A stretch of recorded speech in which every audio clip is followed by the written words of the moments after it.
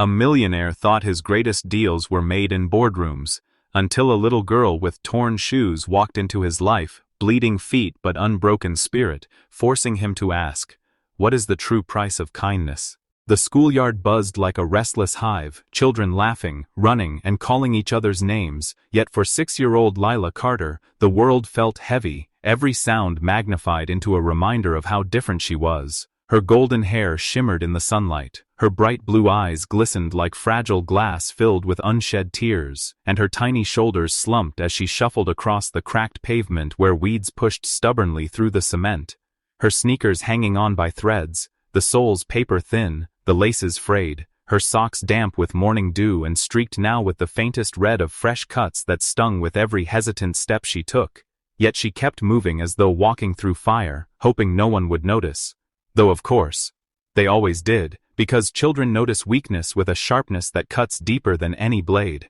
And soon enough, a cluster of kids, faces lit with cruel amusement, turned toward her, their fingers pointing like spears, their voices rising above the chatter, one boy sneering, "She still wears those old things?" while another girl giggled behind her hand, and though their words were simple, they struck Lila harder than stones, because to her, each laugh was not just about shoes, it was about her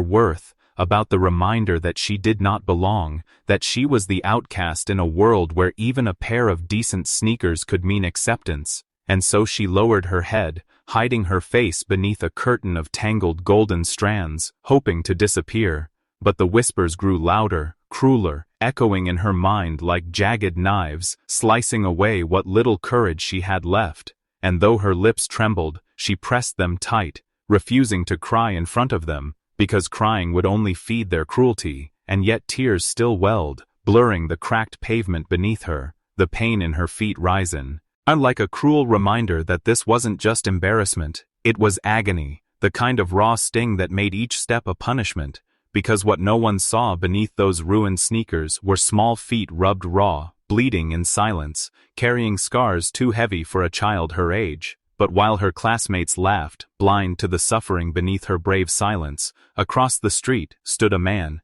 young, tall, with piercing blue eyes framed by sharp features and wrapped in a sharp blue tailored suit that seemed almost out of place on this side of town. Yet there he was, Marcus Hale, a millionaire CEO who had built his empire with steel nerves and relentless ambition, but now found himself unable to look away. His gaze fixed on the little girl whose pain reflected something buried deep within him, something he had tried to forget. And though to the world he was power and wealth embodied, in that moment he was simply human, his chest tightening with a memory he thought long buried, because he too once knew what it felt like to be mocked for what he lacked, to have the world measure your worth by what you wore on your feet. And so he watched, frozen in the middle of his day, his polished shoes planted on the sidewalk, the sound of traffic fading as if the entire city had paused to witness the silent tragedy of a child's humiliation. And with every wince of hers, he felt a sting in his own chest, every laugh from her classmates ringing like an alarm he could no longer ignore. And though he was used to making decisions worth millions, nothing had ever felt as urgent, as necessary, as the decision forming now in his heart, that he would not just watch, he would not let this little girl carry scars like the ones he still carried. He would do something, because sometimes the deepest wounds are not the ones you see but the ones you recognize in another soul. And Marcus, the man who had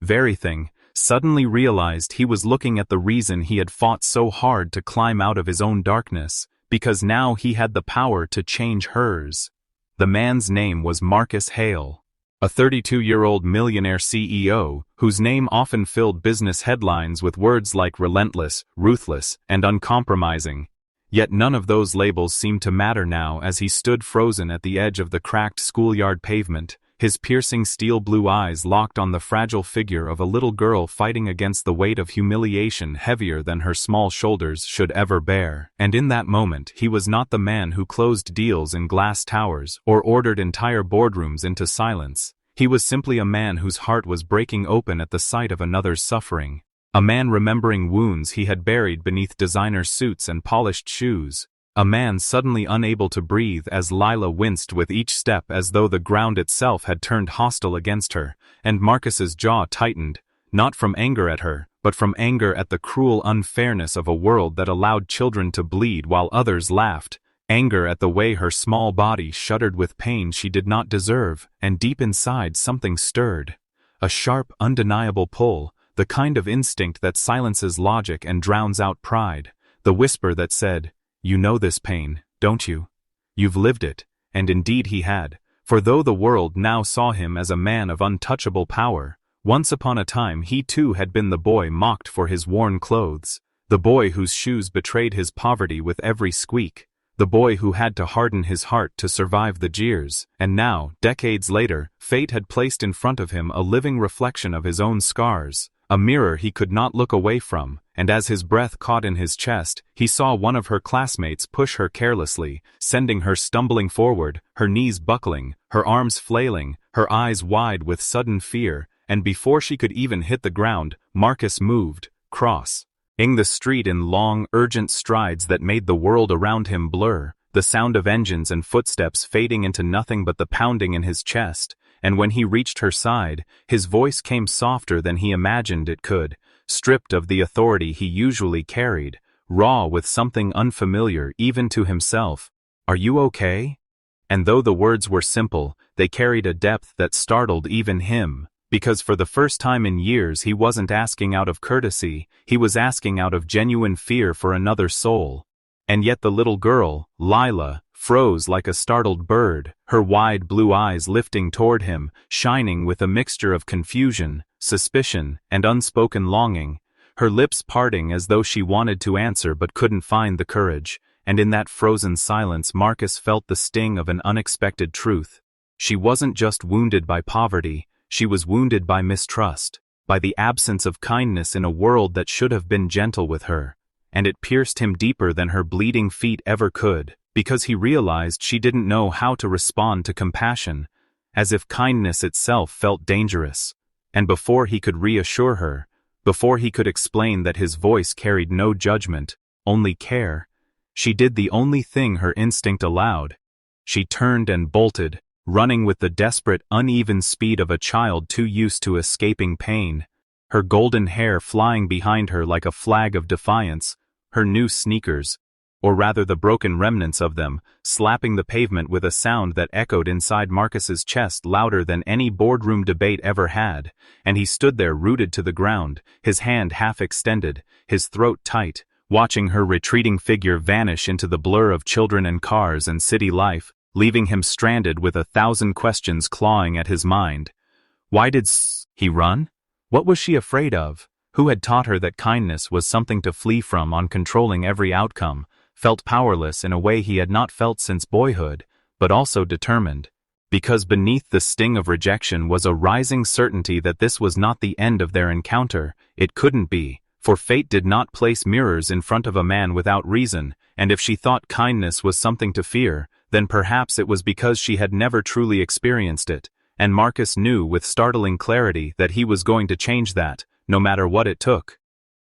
Later that evening, when the city lights flickered awake and the sidewalks glowed faintly under the yellow haze of street lamps, Marcus's steps slowed as his eyes caught a small, fragile figure limping down the cracked pavement, and though countless people rushed past without a second glance, his gaze sharpened instantly, because he recognized that golden hair and the uneven shuffle of a child carrying pain too big for her size, and his chest constricted as he realized it was Lila again, her head bowed, her small hands clutching the torn sneakers like broken burdens rather than belongings, her bare feet pressing against the rough ground that showed no mercy, every step a visible stab of pain, and before he even thought, the words slipped out of him with urgency. "Wait!"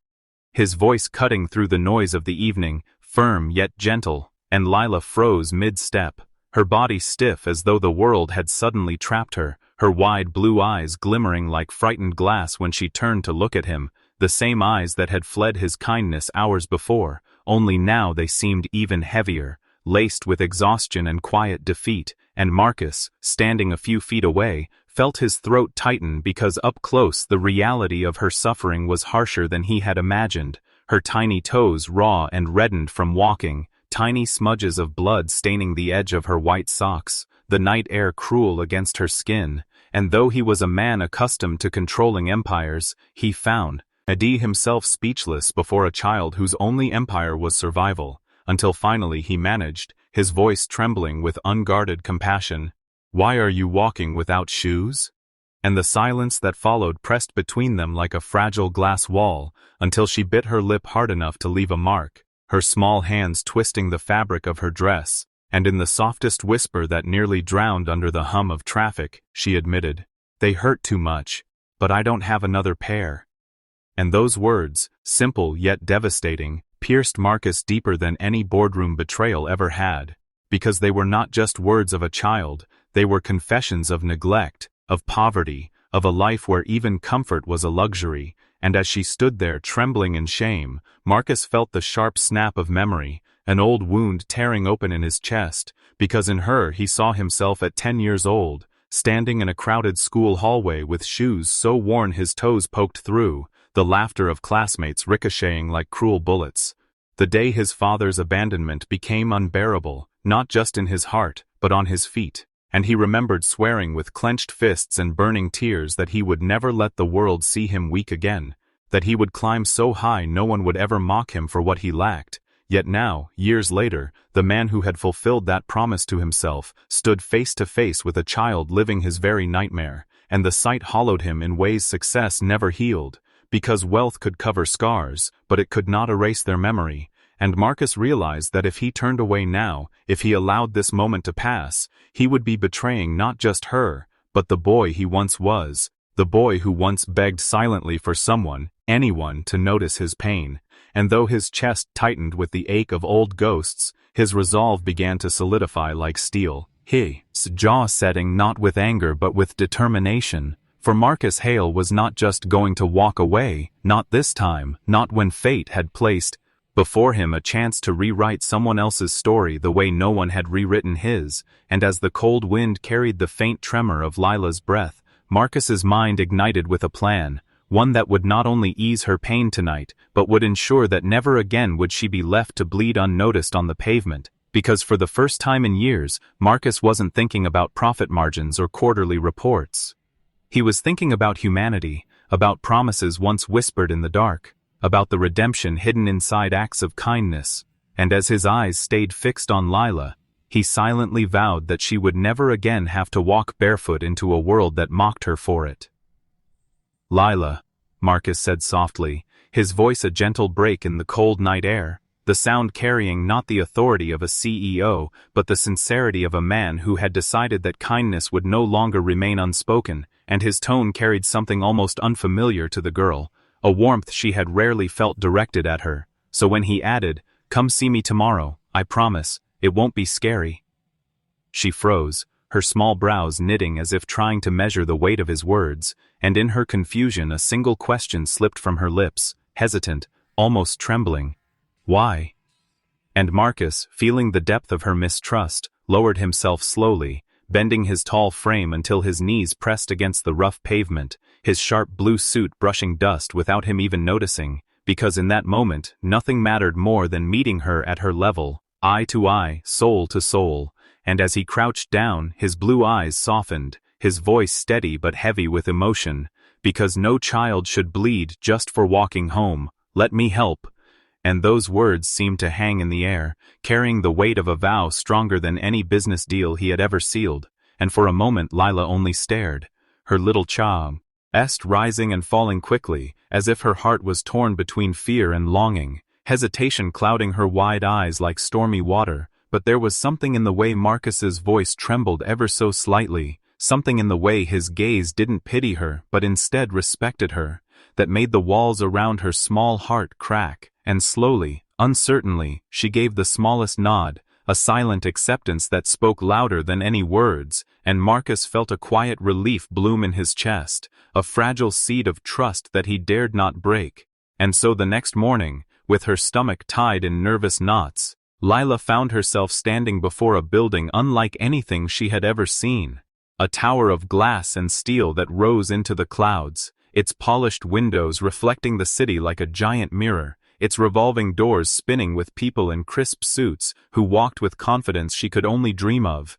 and as she clutched the strap of her faded backpack, her bare knees knocking against each other with anxiety. The massive security guards at the entrance glanced down at her, confusion etched across their stern faces, as if wondering what a tiny barefoot girl was doing at the heart of a world that belonged to polished shoes and designer dresses. Yet before she could shrink under their gaze, the golden marble staircase at the center suddenly came alive with movement, and down its steps descended Marcus himself, his presence commanding the space like sunlight breaking through a storm, his sharp suit gleaming under the chandeliers, his blue eyes lit not with cold calculation as the newspapers always claimed, but with a warmth directed solely at her. And in that instant every head in the lobby turned, every whisper paused, because here was the city's untouchable CEO, smiling not at investors or dignitaries, but at a small girl who looked entirely out of place, and as he walked directly toward her, the tension in her chest eased just a little, for there was something reassuring in the way he bent his tall frame ever so slightly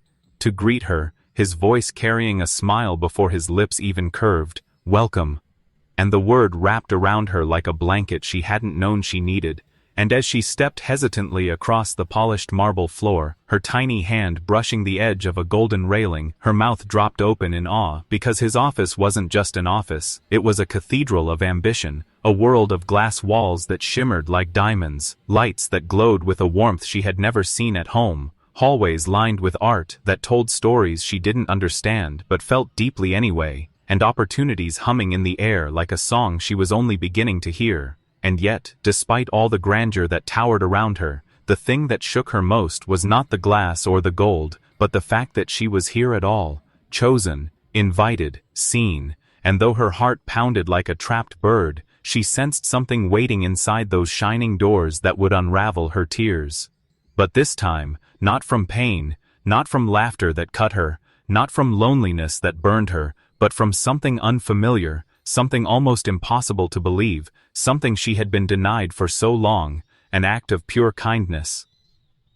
Marcus's hand lingered gently on the polished brass handle before pushing the door open, and as it swung wide, Lila's eyes grew impossibly large, her breath catching in her throat at the dazzling sight before her, an entire room that looked like it belonged in a dream rather than in real life. Every wall lined from floor to ceiling with shelves, and on those shelves sat sneakers of every possible color, shape, and size, each one new, spotless, untouched by the hardships of the world, each one waiting for someone who had once known the pain of walking barefoot to finally feel the comfort of being cared for. And Lila's small hand instinctively gripped the edge of her old, tattered dress as though grounding herself from floating away into disbelief, her lips trembling as she whispered a faint, "Wow," that barely reached the air, and Marcus, standing behind her, watched with quiet pride, his chest rising and falling heavily with the weight of what this moment meant not just for her, but for him too,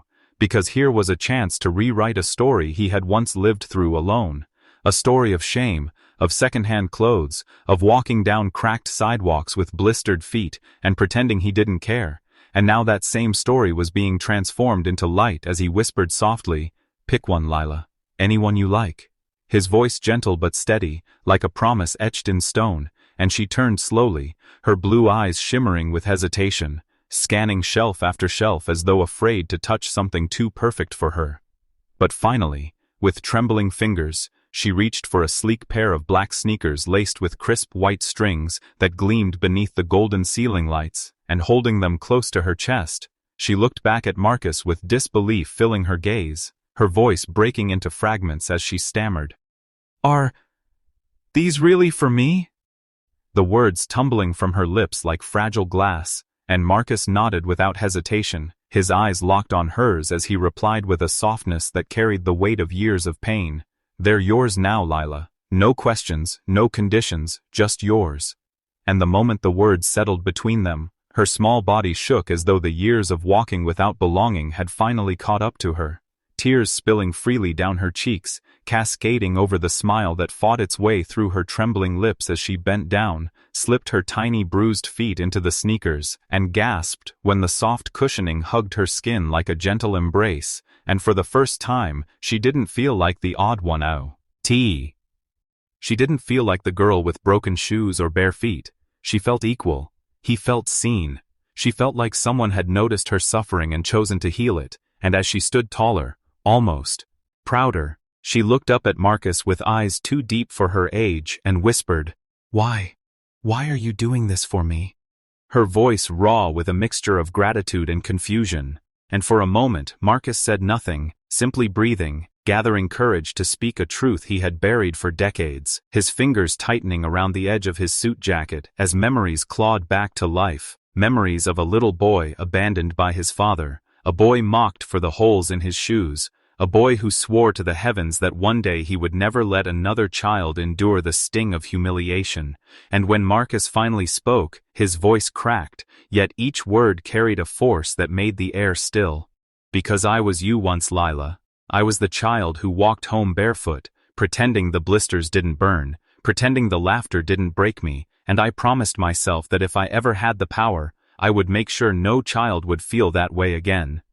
And Lila's tears poured harder, not from sadness, but from an overwhelming tide of understanding, her small hand clutching the new sneakers as if they were not shoes but a shield against the cruelty of the world. And in that room filled with choices, she realized she had been chosen, not just to wear a pair of sneakers, but to be the living proof that kindness could rewrite pain, that broken stories could find healing in unexpected places. And Marcus, watching her fragile shoulders straighten with newfound pride, felt his own heart loosen from chains it had carried since childhood, because giving her those shoes wasn't just about comfort, it was about giving her dignity, a dignity he once lost and spent years trying to reclaim. And as the silence stretched between them, it wasn't empty but sacred, a silence that spoke louder than words, binding them with something stronger than circumstance: hope. And when Lila finally whispered, "Thank you, Ma, Orcus," her voice trembling but strong, he smiled, not as a billionaire giving charity, but as a man finally keeping the promise he had made to his 10-year-old self.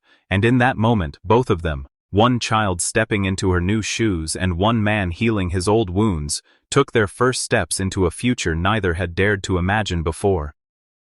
Marcus sat down, voice heavy, the gleaming sneakers at Lila's feet seeming to glow brighter under the office lights as he whispered, "When I was your age, Lila, I wore broken shoes too, the kind with holes that let in the rain and scraped the ground until my toes showed, and kids laughed at me every single day, calling me names, pointing fingers, making me feel like I didn't belong anywhere, and I swore to myself that if I ever made it, if I ever climbed out of that pit of shame and poverty, I would help someone else escape that pain." And as the words left him, his throat tightened, because this was the first time he had ever admitted that scar from his past out loud, a scar no amount of money could erase. Yet here he was, exposing it to a child who reminded him of himself more than anyone else ever had. And Lila's small, trembling hand slid into his palm, her tiny fingers curling as if to stitch shut the invisible wound inside him, her voice barely a breath as she said,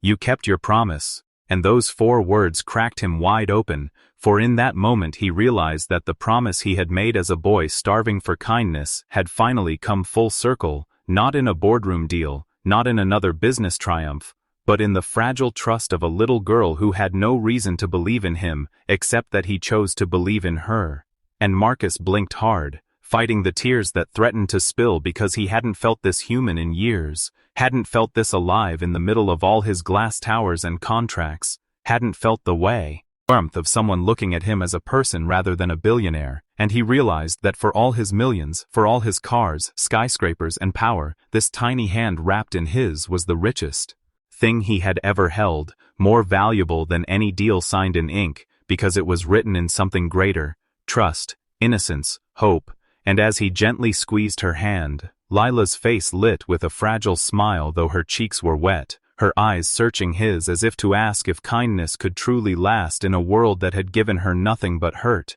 And Marcus nodded slowly as if answering the question she couldn't bring herself to speak, whispering, "Yes, it can." His voice thick with emotion, and then he stood, guiding her toward a window that stretched across the sky, pointing at the city below, the endless streets where children like her still walked in silence, and he said, "Lila, you've reminded me of something I forgot, that power isn't in the money we keep, but in the lives we lift." And she tilted her head, not fully understanding, yet she felt the weight of his words as something more than a lesson, more than advice. It was a vow, and as the sunlight bathed them both in a soft glow, Marcus reached into his drawer, pulling out a small folder, sliding it across the polished desk toward her with a quiet smile, and inside were papers, enrollment for a private school, scholarship forms with her name already written, her future mapped with possibilities instead of closed doors, and Lila gasped, covering her mouth as fresh tears spilled, stammering,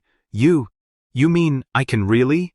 And Marcus nodded, saying firmly, "Yes, you can, because no child should have to fight the world alone." And with those words the walls of her loneliness shattered, because for the first time she wasn't invisible. For the first time someone saw her as worthy, capable, loved, and as she clutched the papers to her chest like treasure, her voice quivered. "Thank you." The word so small yet carrying the weight of her whole heart, and Marcus knelt again, meeting her eyes so she could see he wasn't a distant man in a suit but someone who had once been her, a boy with broken shoes and a hidden scar, and he said, "Don't thank me, Lila, just promise me this. When you grow, when you shine, when the world finally sees you the way I see you, you'll reach back for someone else, because that's how the chain never breaks."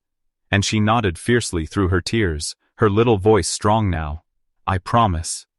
And with that vow sealed between them, something shifted forever, because Lila's life was no longer a story of pain, but the beginning of a story of rising, and Marcus, for the first time, felt the scar of his past heal, not by erasing it, but by transforming it into a bridge for another soul. And as they stood together by the towering window overlooking the city, their hands still linked, two lives so different yet bound by the same wound, the same promise, the same hope, it was clear that this moment would ripple far beyond them both, because one man had remembered his humanity and one little girl had found her wings, and together they had written an ending that wasn't really an ending at all, but the start of something brighter, proof that even the deepest scars can birth the most powerful legacies. And as the sun sank low, painting the city in gold, Marcus whispered with a voice steady and sure, "Your life is about to change, Lila, in every way you never imagined."